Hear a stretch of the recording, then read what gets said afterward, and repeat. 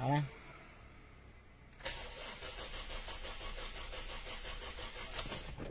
เหมือนแบตไม่พอเลยไฟอ่อน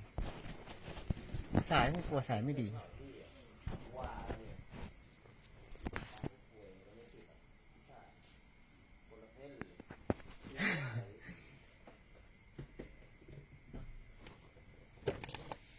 ไปนะ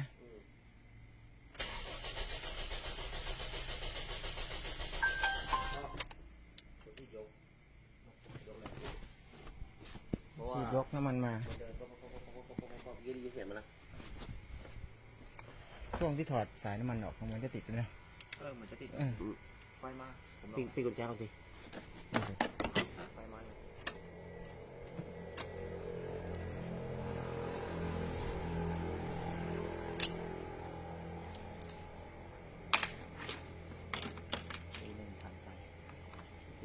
กตีหนึ่งเลยที่ผาย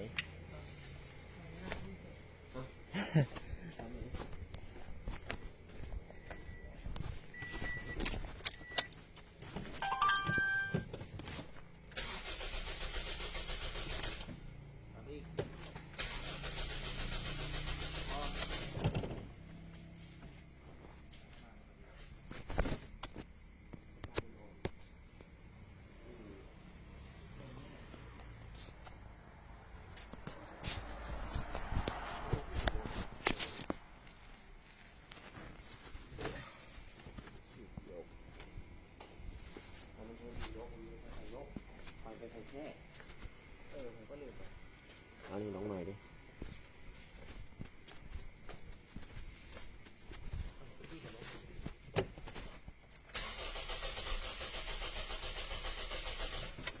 มันจะติดนะ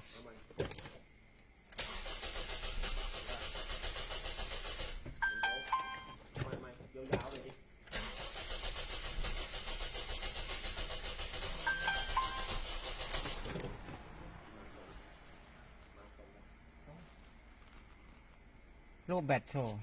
ไฟอ่อนอ๋อเราออนกุญแจ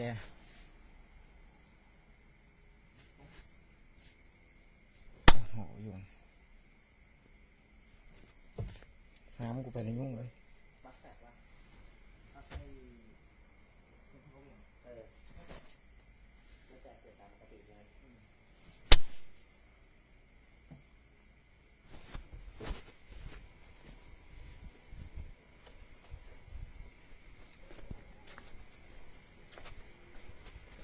ไฟนี่มาไฟโอชีดยกลองล่อน้ำมันนี่ติดไหม ล่อปลาคาบิวลงไป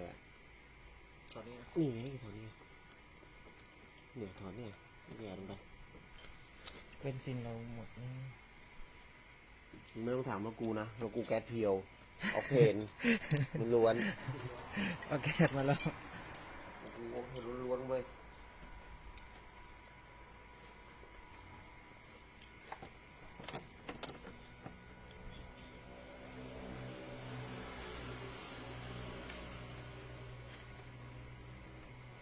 โอชีนี่ที่เดิมใช่ไหม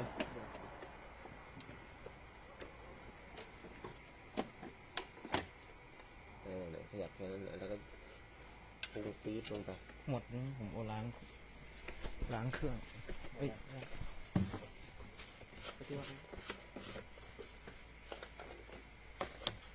นี่ใช่ไหมปล่อยอะไรตรงนี้ไหม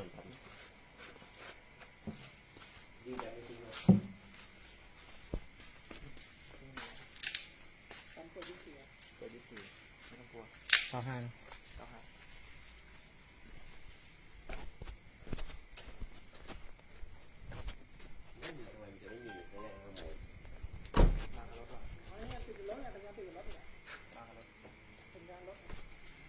เจ้ารถอยู่ไหน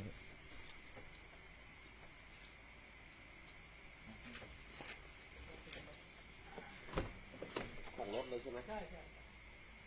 แล้วของรถมันเป็นกุญแจตัวนี้เปลี่ยนแค่กล่องนี่เฉย